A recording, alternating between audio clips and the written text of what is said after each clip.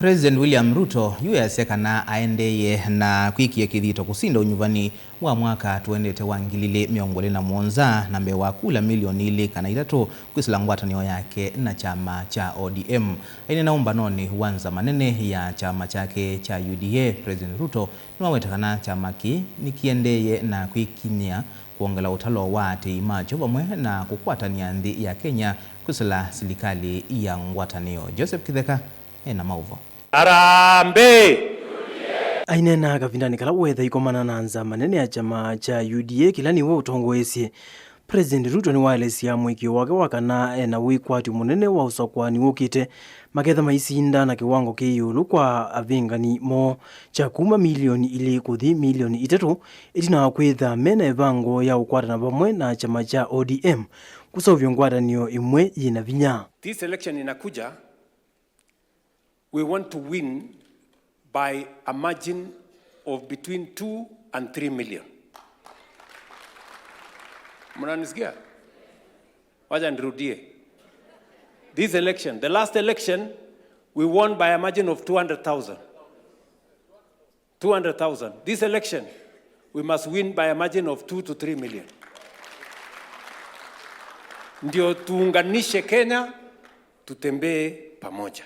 We have what it takes, not just to win the next election, but to win it resoundingly so that we can drive our transformation agenda into the future. And not just into the future, into the next generation. We need a political strategy to win the next election and to consolidate the gains we are making in our scorecard and to be able to implement our plan going into the future. Kavindani ku President watumie wiso yu kathi ya ngwatanio yona chama cha ODM ilama mita broad based aiweta iita yonzia ya ukwatania a Kenya na kuwete maendeyo. As you are aware, we have also, as we talk today, we have a broad-based government arrangement. Sini kweli? Tulikuwa na matatizo, makelele, fujo, maandamano.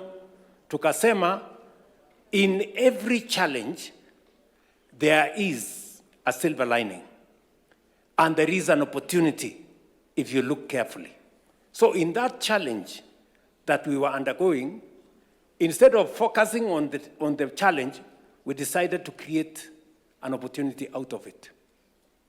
Today we have a broad-based government with our friends, the ODM party, and we have agreed that this broad-based has worked. Has it worked or has it not?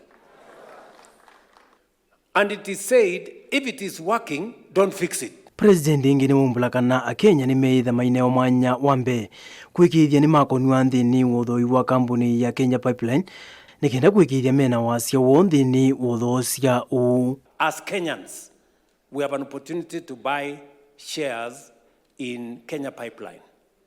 Each and every one of us here, we have an opportunity to buy shares in Kenya Pipeline. Kenya Pipeline is not going to go away from Kenya. It's only that we will raise the money and let Kenyans own. It is part of democratizing ownership. Joseph Kithengeli vote ya vilingi wa Mauvo Mutongoi TV.